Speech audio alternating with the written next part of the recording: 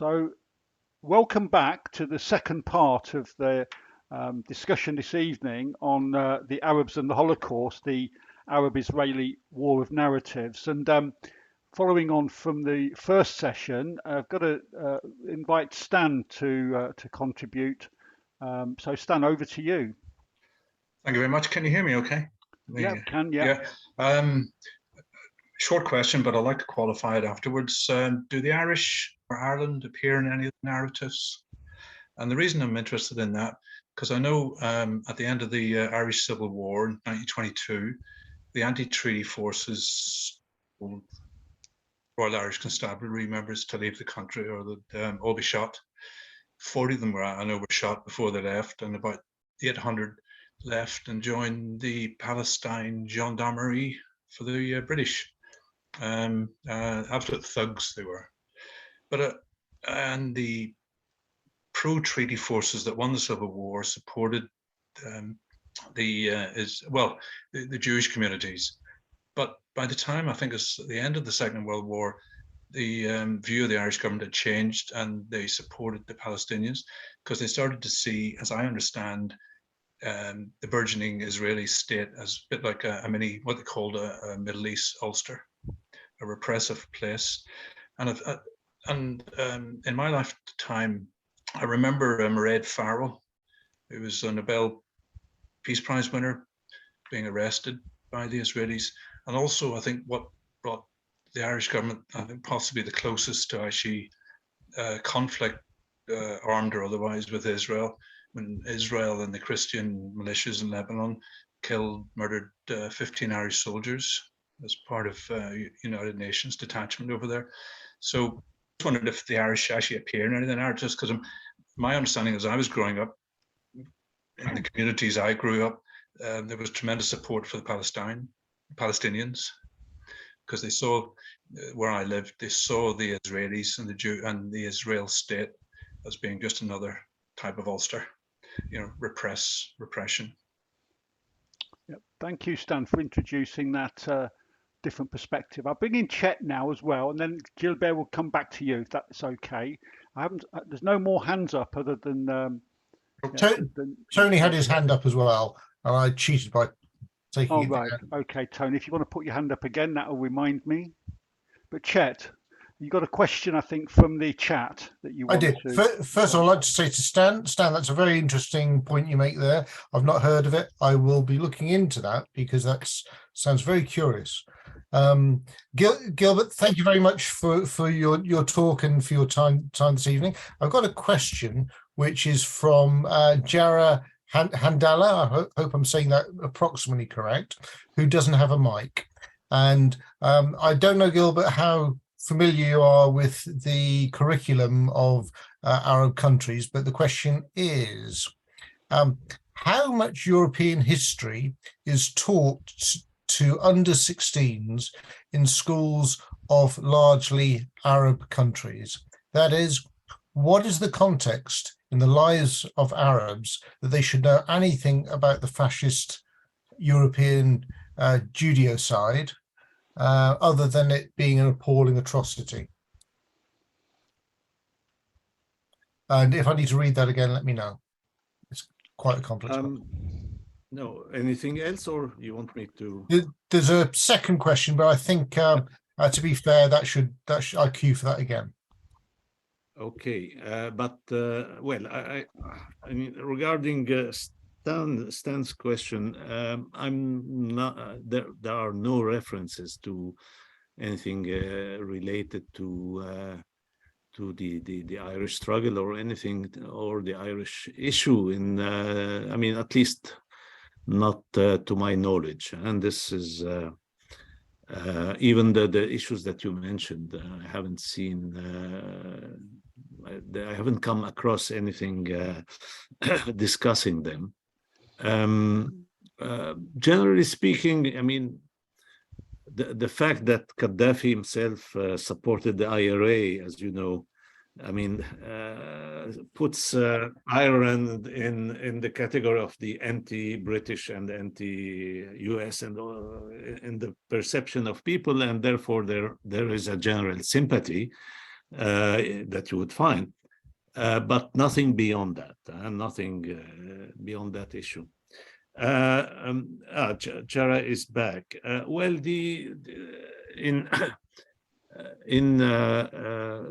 I mean, the Holocaust itself, there is very little about it, or if anything, in most Arab curricula. I mean, teaching curricula in schools and all that. There is a kind of taboo on this issue, with the very stupid belief that any mention of that would be support to Zionism, which is, of course, grotesque and stupid.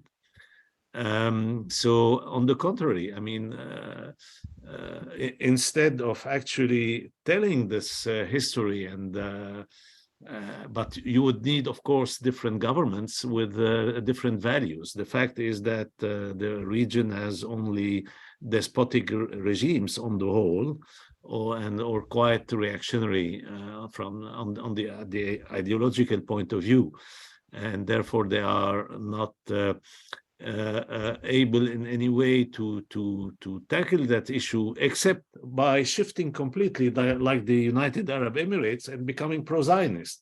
And that's when then they would, you know, try to open the thing to history telling about the Holocaust and the rest. But by the way, you have had the Palestinians also taking initiatives about the Holocaust itself in Palestine, including in the occupied territories. There have been attempts at educating on this issue. And here I'm speaking of the occupied territories because the 1948 Palestinians, they are exposed everywhere to education about the Holocaust, because you can't be in Israel without being exposed to that in the education and the media everywhere. But even those who are in the West Bank, you have had efforts in that direction. But overall, the key point is, I mean, this is an issue that I addressed when discussing Holocaust denial. There is no doubt and no denying that you have important presence of Holocaust denial in the Arab world and among the Palestinians. But this has a completely different character from Holocaust denial in Europe. Because one thing is for a German, for instance, to deny the Holocaust, and that would, I mean, can only be linked to a very rabid anti-Semite perspective. And it's a completely different thing for an Arab or Palestinians to deny something that they have zero responsibility in, but they believe is used by the Zionists in order to justify what they are doing. And therefore, they come to the conclusion, if the Zionists are making such a use of it, that means that somewhere there's something fishy about it, right? And this is, of course, very stupid, but you can understand how people have this kind of logic because they know very little about it. For the reasons I mentioned, there's no education. They know very little about it. All they know is the use made by people like Netanyahu. You know, it reached the peak of grotesque with Netanyahu explaining that Amin Husseini is the one who inspired Hitler for the genocide. I mean, this was really the peak of ridicule when Netanyahu said so. So when people see such events, they tend to believe stupidly that the reason for, I mean, that the whole issue is fabricated. And of course, not everyone, especially people, intellectuals, and all that know better. But there is definitely some kind of current of this kind. In the same way, also, when you see a Palestinian or even an Arab, especially of those countries that were directly involved in wars with Israel, speak badly of the Jews, that's not at all the same as an American or a German or a French speaking badly of the Jews, right? Because for the Palestinian, there is a state that insists on it being the representative of all the Jews of the world, the Jewish state, and only the state of the Jews. And that state is oppressing them daily, and that state is launching wars against them, the Lebanese, the Syrians, or whatever. And therefore, this is very different from as you understand, of course, I'm sure, very different from any form of hostility to the Jews that you may find in Britain or France or Germany or any such countries, where people are not confronted with the Jews as oppressors. That's ridiculous. And on the contrary, where Jews are actually oppressed, even though not the most oppressed nowadays. There are other categories much more oppressed among the migrants in particular. But that's a fact there. So that's, I mean, we have to take all these issues into consideration. I mean, I use this comparison of the fact that I mean, there are forms of racism sometimes that are reactive. That is, if among, at the height of the apartheid in South Africa, if you had anti-white views among the blacks, you would understand. Okay, you would not condone and support that, but you would understand that these are reactive views, that people, if they are against the whites in there, it's not because of racist hatred, but because they are oppressed. They are their oppressors, right? And that is very different from anti-black racism of the oppressors. So we can't put them on the foot of equality because, oh, well, these are two forms of racism. No, they are not. They are very, very different. So we have to take all these issues into consideration when considering, when examining this whole conflict. If I could just make a quick point about that last bit in terms of the context of racism. I mean, my wife's German, and obviously in the UK, she's occasionally come across anti-German feeling, particularly amongst that older generation that fought in the war or had people killed by the Nazis. And her understanding is very clear that she understands, and neither me nor her have tolerated it when we've come across it, we've challenged people that you cannot stigmatize all Germans, and indeed many Germans are anti-fascist. But we understand the context whereby if people have had family members killed by Germans in a war that was characterized as Germany against Britain, then and also all the comics, the magazines, children have been brought up on this narrative of the Germans, the Nazis, then you understand it. And if you're, I suppose, if you're living in the West Bank and you're oppressed by soldiers who are wearing the Star of David on their uniforms, and the government says, as you said, it claims to be speaking and acting on behalf of all Jews, then the context will create a situation of hostility whereby the reaction will be understandable, although not necessarily nuanced in the way that we can be nuanced in an abstract context. Yeah, I mean, as much, Paul, as, you know, rejection of everything German in Israel is. You know, when the Israelis for very long didn't want even Wagner to be played or whatever in Israel, we can understand that. I mean, we can say, I mean, this tendency, like today the Ukrainians was Russian, was everything Russian. So you have these tendencies. You can understand them. We don't condone them, but we understand. We understand where it comes from. And therefore, even one should perfectly understand the Palestinians, those Palestinians or Arabs who developed, who believe that the Jews or or get into anti-Jewish forms of speech, although I would say that there is the clear awareness in the region that there are, sorry for using that between quote marks, good Jews. So, you know, people like even, I mean, Chomsky or even Norman Finkelstein, who was a kind of star for many years in the Arab world and all that, they are known. And so people make the distinction nevertheless. And the Palestinians, of course, are confronted. They know that there are Israelis against the occupation and there are Israelis even against Zionism. They know about that, so they can make the distinction.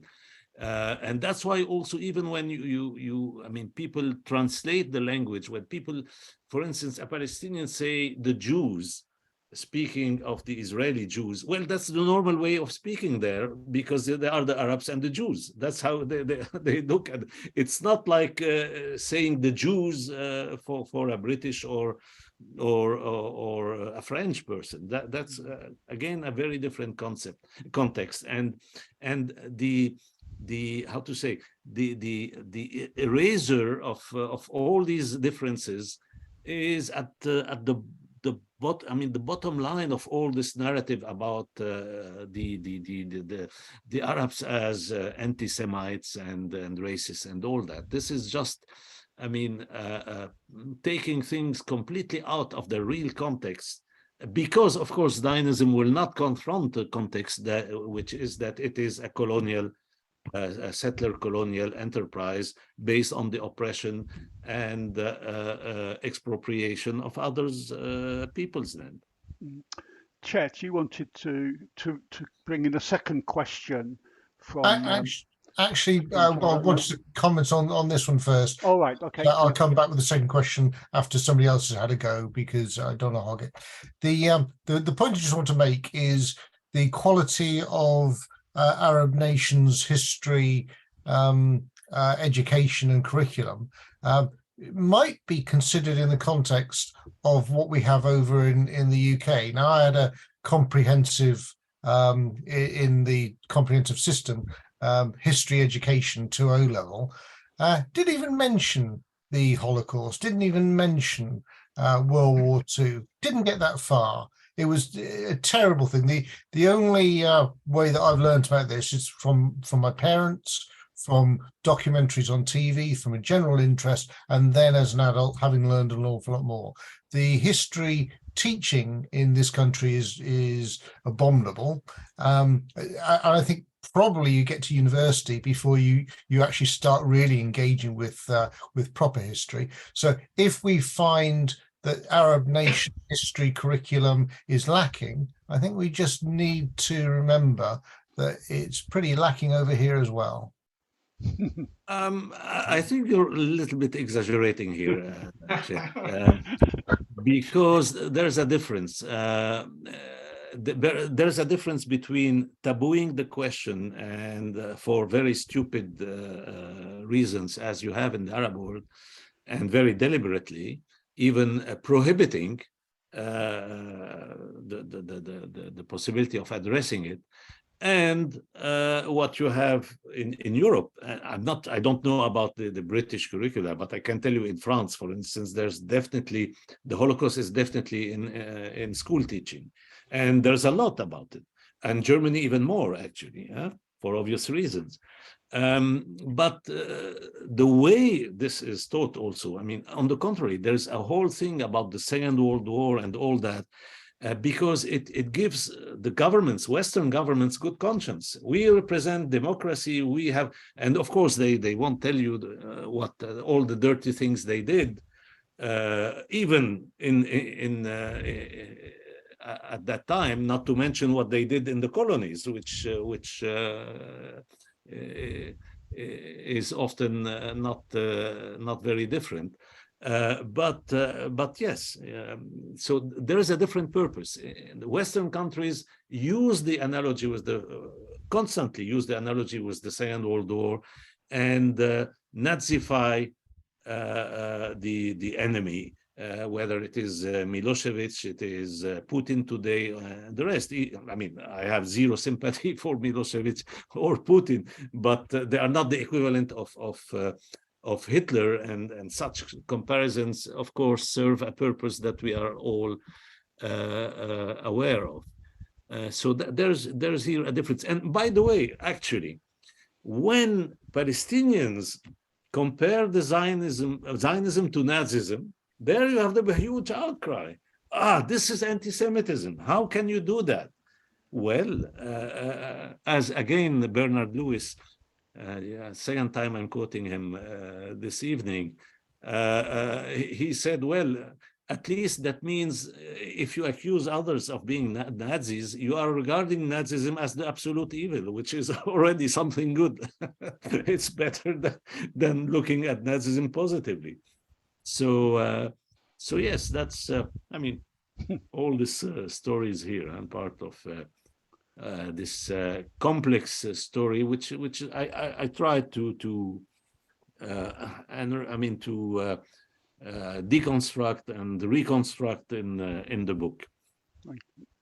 Could I ask if there's anybody who hasn't spoken yet or hasn't asked the question whether you want to come in? I mean, I've noticed Susanna, John, Kate, Sue, David, whether you want to come in. Just stick your hand up, or I can actually see the screen now. So if you just want to wave your hand, I can see you, whether you're waving your hand or not. No? Can't see anybody. Have we about Chet? Did you want to return to the second question from? I will, but I'd like to give way to Tony because I know he was queuing. No, he hasn't got his hand up now. He took his hand down, so he's not wanting to. He's waving at me, saying he doesn't want to. Okay, then I'll go for the second question, if I may. Then, right, just moving up the screen. Yeah. Oh dear, a second and a third part. It looks like, so I'll try to do them all in one. Right. So you got a second question in two parts and then a third one. So I'm going to give it all to you one go. This is from Jara Handala. In Arab newspapers and magazines 38 to 45, what was the reporting of the November 38 German pogrom and the news of the Judeocide 41 to 45? That's part A. So if you know what the newspaper's reporting, then that would be nice. I'm not sure if that's a fair question though. You really don't look that old. The second part, or B, is how was the Judeocide covered after 45? Read the second part. The reporting in Israel itself through to 1967 was sparse, largely because it was deemed by Zionist orthodoxy as a period of shame and also a demonstration of the weakness of, I'm going to say, Jewish life. Shtetl, that's the life in the eastern part of Europe, the Shetels, the areas where the Jewish communities in Eastern Europe. All right, I'm sure it means Jewish communal weakness, not least in contrast to the strong, proud, modern Jewish civilization being created in Palestine and then Israel. Gilbert, are you able to keep notes on that one, or do you want to go for that before I go for the next part? Yeah, but I'm not sure I understood the last question. Fine, I'll try again. How was the Judeocide covered after 1945? No, this I understood, but after that, the last question. That is the question. The other bit is only context. So it's regarding the second part, the reporting in Israel itself was sparse because it was considered a period of shame. So that's just comment. Yeah. Nazism No, we have studies even, including a book by two authors, one of them being an Israeli historian, Israel Gershoni, on how the Egyptian press in the 30s addressed the question of Nazism and fascism. And you will see that actually there was resentment, or there was, I mean, a denunciation, a condemnation of the persecution of the Jews and of all these anti-Semitic actions that were taking place in Europe. No one was applauding to that. And, you know, people knew also at the time, the Palestinians knew of the Havara agreement. It was reported in the Palestinian newspapers. From, you know, the Havara agreement, the agreement between the Nazi authorities and the Zionist movement was signed soon after the Nazis seized power in 1933. So there was a knowledge about that. And so people regarded all this as something they found reprehensible, something they found condemnable, especially that it goes against actually their own tradition of tolerance and coexistence, as that we mentioned. So you had this, and well, after the genocide, after 45, after the war, the most common view was to say, well, the Jews have been victims of a horrible massacre, but why should we, or why should the Palestinians pay for that? I mean, by what logic, which logic should the Palestinian pay for what happened, what the Germans and their acolytes did to the Jews? That's the logic. And let me add one thing for the war. You know, you had not only, I mean, the World War, you had the first Palestine War, 1948. So the birth of the Israeli state, the first war between the Israeli state and the Arab environment, and the Nakba, what the Palestinians call the Nakba, which also means catastrophe, like the Shoah, which is the term used in Hebrew for the Holocaust. The Holocaust, by the way, being a very bad term, but that's another discussion. Despite that, there has been not a single event in the Arab world, everywhere where you had Jewish communities and large Jewish communities, Iraq, Egypt, Yemen, Morocco, etc. There has not been nothing comparable to, for instance, what the Japanese suffered at the hands of the United States after 41, after Pearl Harbor. You know, they were interred in camps and all that in the United States. Internment. Yeah. Sorry? Internment. Yes. So I thought you meant the Japanese fighting forces. I kind of thought, well, no. The Japanese living in the United States were put in camps, were interned in camps after 41 in the United States. None of the Jews that lived in Egypt or Morocco or Iraq suffered the same fate.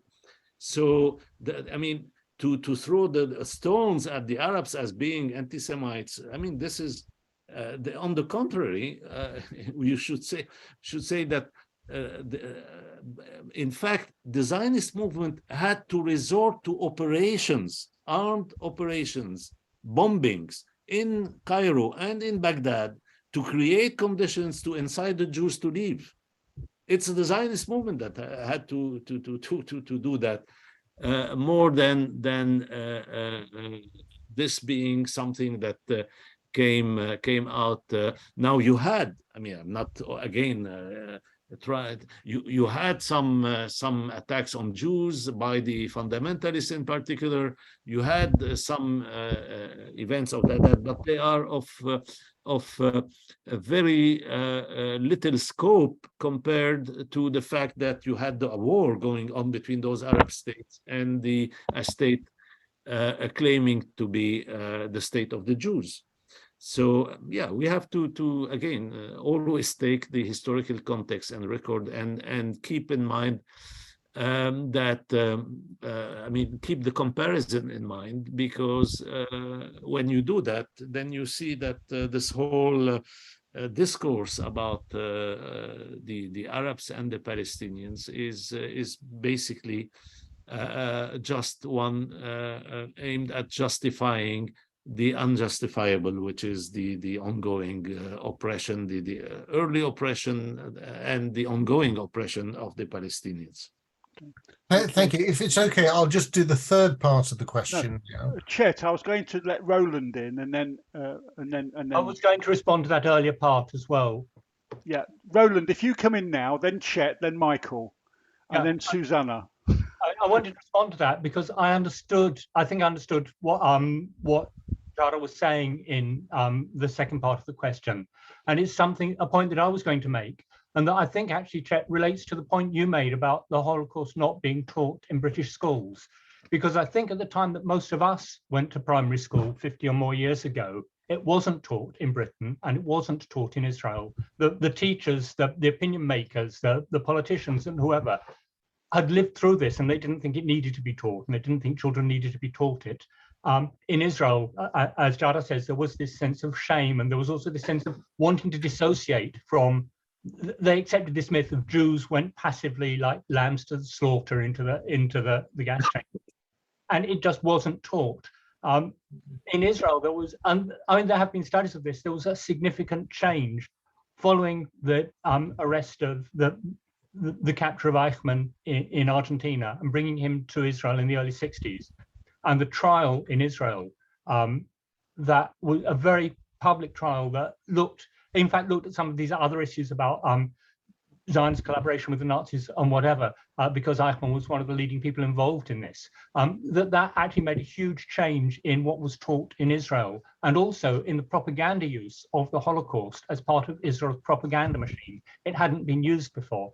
I mean, previously, it was very much if you've seen this awful film Exodus, Israel tried to persuade, look, we all look like Paul Newman, blonde and blue-eyed, and nothing to do with these Jews in Europe. So I mean, I think there was a very significant change both here, and I think that now, I don't know about elsewhere in Europe, but certainly in Britain, the Holocaust is central to, it's I think almost the main thing that schools are obliged to teach it. It's the central thing. If you go into any library or look at the history shelf, half the books are about the Second World War. They weren't when we were kids. I mean, I think it's changed now, but it's becoming crucially important to propaganda, both here and in Israel, about the Second World War. People who didn't live through it themselves need to be taught this and use this to show how great we are. So, I mean, I think that was the context that Jada was raising in the second part of the question, that in the early years of the Israeli state, the Holocaust wasn't mentioned. It's nothing to do with us. We're completely different from them. And now they're trying to use it, and partly to guilt trip the West. You're responsible for this, which then comes back to the earlier question of the Mufti of Jerusalem. The Europeans were responsible for this, but so were the Palestinians, and we're getting our revenge now. I mean, I think it all ties together, and I think it's a perfectly logical rider to his question. I'm going to take Susanna now, actually, because Susanna hasn't had a chance to speak before. Everybody else has. So I'm going to. So if you could unmute Susanna and then and come in. Thank you. Thank you, Dr. Achcar, especially for your consistent courage, and also for your views in this webinar. And thank you all for your views. This is a very interesting discussion. I am a Holocaust survivor from France. I'm not going to talk about myself, except to say that I I survived because of the Jewish resistance, which worked with other groups. They had to work with other groups in other resistances in France, including the de Gaulle resistance.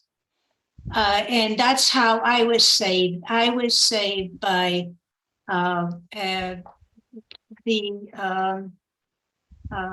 community in Auvergne who saved over 10,000 Jewish children. But that's not what I want to talk about. What I really want to talk about is today. Today, Judaism is,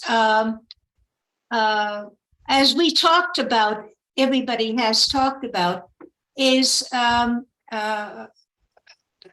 confused with Zionism. And I don't have to explain Zionism to you, and I don't have to explain Judaism to you. What I want to say is, how do we meet that issue of confusion? There's a worldwide campaign. It's called the IHRA, the Holocaust Remembrance. Gotta put my glasses on, not just hard of hearing. Remembrance Alliance, right. The IHRA. I think we have to take that very seriously, because it's an attempt not only to smother the voice of the Palestinians, it's an attempt to eradicate their traditions and history, but it's also an attempt to sever our vocal cords as well. It's an international attempt by the right wing, which is very well organized, to shut us up, not only on Palestine, but on everything. Discussion. So the point is, I'd like to address this very wonderful discussion is, how do we go about being part of that resistance? This is a resistance against the Zionist and the right wing, the capitalists, anti-socialists, anti-humanists, trying to shut us up. Thank you very much. Thank you, Susanna, for that contribution. Could I ask where you're from? Are you in the States?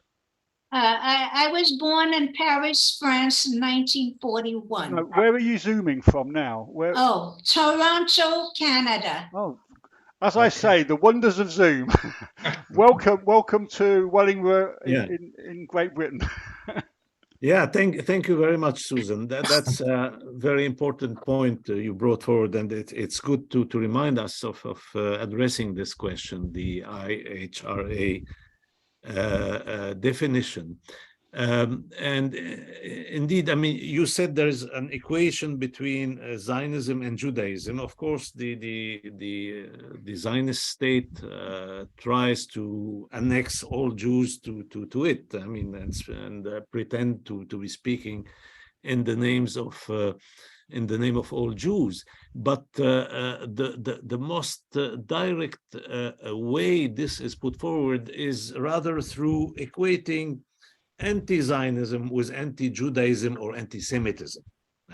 That's how you make the equation between Zionism and Jews, is by saying any anti-Zionist is, by the same fact, an anti-Semite, basically.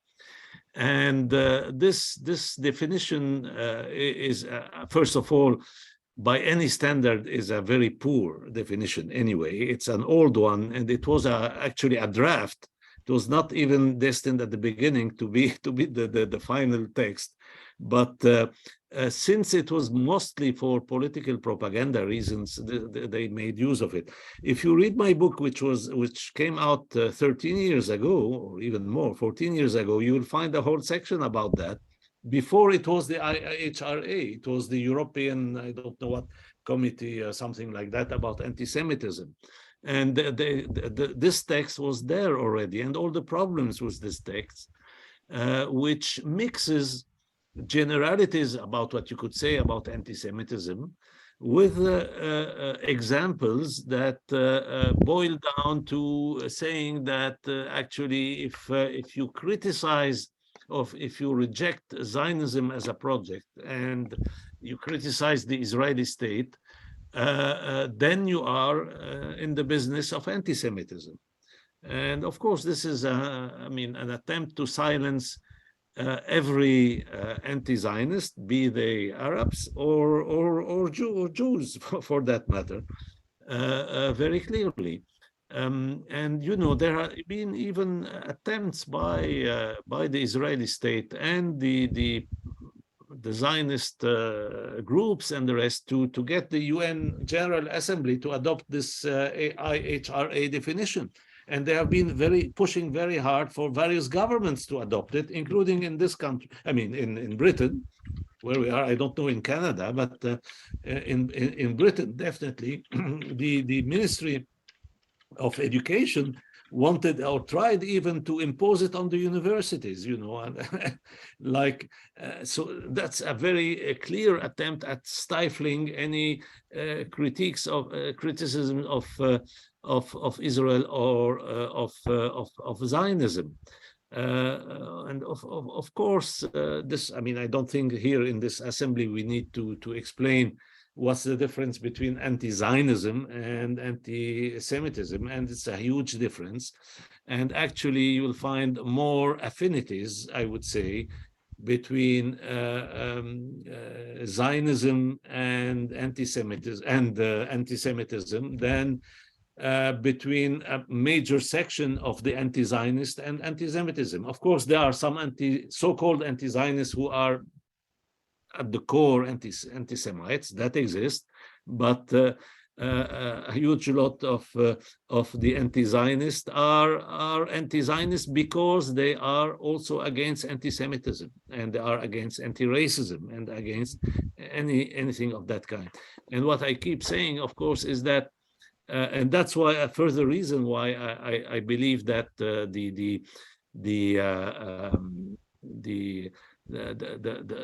blackout about the history of the Holocaust and all that in the Arab countries is very damaging and highly stupid. It is because I believe that any proper understanding of the lessons of the Holocaust is in itself, or should bring anyone to oppose Zionism and to oppose what the Israeli state is doing. I mean, this is the basic, that you have universal lesson. There are two ways of looking at the lessons of the Holocaust. One way is the ethnocentric one, which, becomes never again to us, the Jews, period. And then we can do it to others, but never again to us. That's the kind of Zionist understanding of the lessons of the Holocaust. And you have the other, the universalist one, which is never again, period, to anyone. I mean, that kind of discrimination, persecution, up to genocide, this is something that we are absolutely and fundamentally very strongly fighting. And we should do that. But that's the key lesson of the Holocaust. And that's for that same reason that people like us are against Zionism and what the Zionist state is doing. That should be the key point here. Just thank you, Gilbert. I'm going to take one more contribution from Mike Sumner. Then I'm going to say a few words because I haven't really said, I've asked questions in the beginning, but I haven't actually said anything that I wanted to say.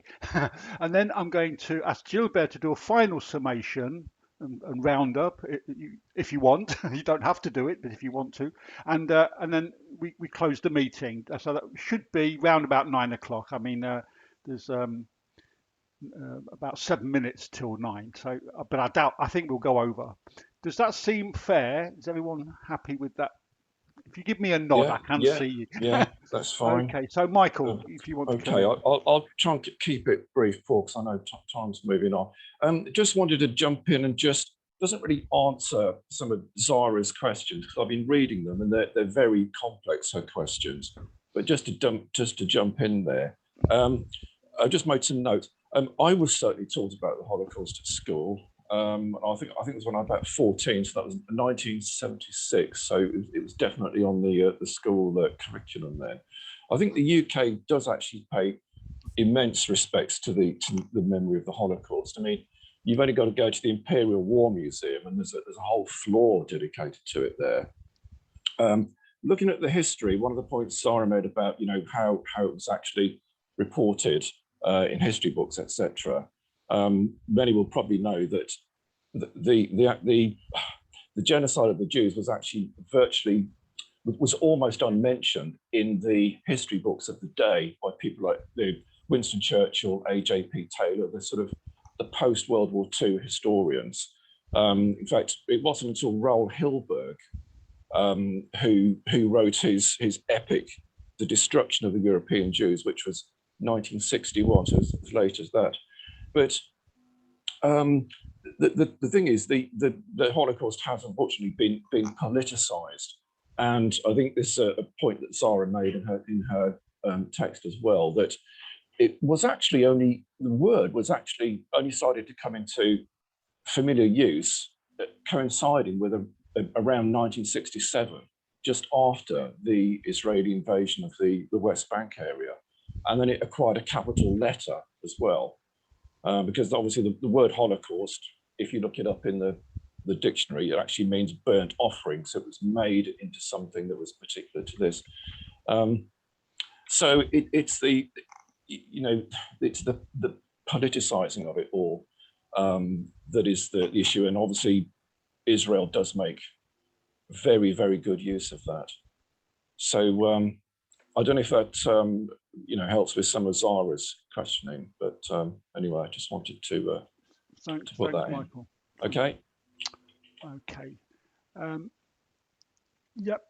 So, to try and kind of summarise the discussion is really, really difficult. But what I would like to say is that discussing the Holocaust, I think, is a really important, and to look at it in all its different aspects. Hence, the meeting tonight is looking at it from a perspective which we don't normally look at it. It's kind of taken for granted. The Israeli narrative is kind of taken for granted, and we rarely look at the nuances and the perspectives that within the Arab world and the Palestinian communities and their perspectives on these kinds of issues. But I've got no problem with the Holocaust coming into prominence in the 60s. And I don't think you can just characterize it, as some do, as some kind of propaganda tool that's used by the Israelis. Undoubtedly they do. And the definition of anti-Semitism, which is used, often attempts to close down any discussion of the Holocaust, which might be more nuanced. And but personally, I think we need to both commemorate and remember what the Holocaust means, because it wasn't just Jews that were killed, but human beings. It's a humanist issue that millions of people were killed because of their race, religion, politics, their sexuality. It was a total attack on us as human beings. And it was something which the world has never seen before. The use of a modern capitalist society to deliver mass slaughter in an industrial way. We've never seen that before, and really, I hope that we never see something of that again. But to study it, to learn from it, to look for the lessons from it, is really, really important. And I think everybody here would probably agree with that. And part of that is also the way groups are stereotyped. Fundamentally, you can't commit suicide, can't commit genocide unless you can other somebody, unless you can dehumanize them. And the way that the Arabs in this narrative are being dehumanized currently, the way Palestinians are being dehumanized, is part of a lesson from the Holocaust, direct lesson from the Holocaust. The way that the Israeli state punishes people on a collective basis because is part of the lesson of the Holocaust. The Nazis killed people based on collective punishment, and we need to learn that lesson. And the Israelis, unfortunately, seem to have forgotten the lessons of the Holocaust, and that's something we need to constantly to point out to them, that there's lessons to be learnt here for all of us. So on that note, I'm going to end this part of the meeting, but to give Gilbert the last word, which I think's appropriate. So Gilbert, over to you.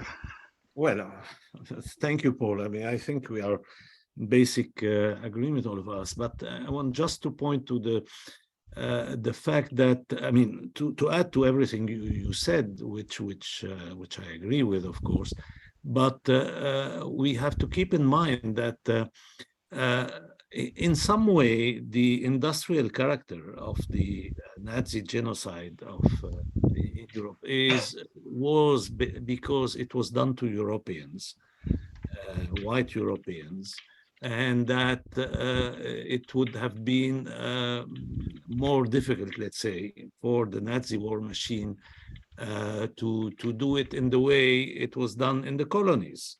Because we have to remember that, I mean, the background of this is you had also terrible massacres and genocides in the colonial enterprise, and the lot of, I mean, the history is full of tragedies of that kind, and they are terrible.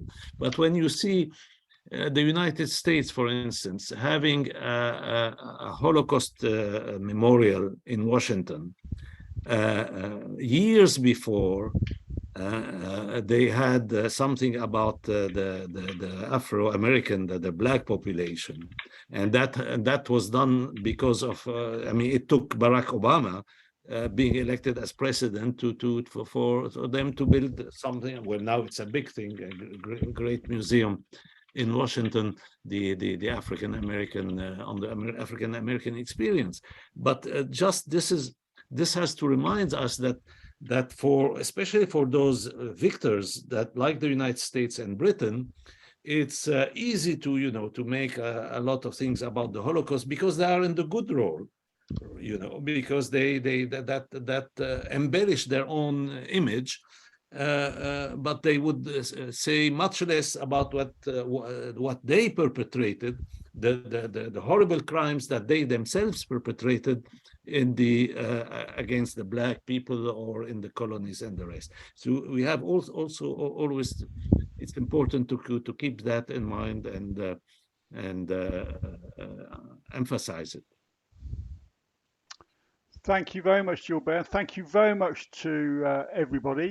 Could I just say, let's show appreciation. You can unmute yourselves at this point. I think that's appropriate, and we can clap. Yeah. Thank you, Gilbert. So thank you very much.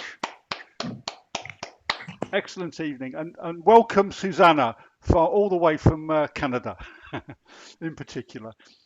And at that point, I'm going to close the meeting. The recordings, there'll be 2 recordings, a part 1 and part 2, will be produced for YouTube, and I will be posting the links to that in various forums. So keep an eye out for it. The ISW Facebook group, I'll also send it out to people that I know attended this meeting.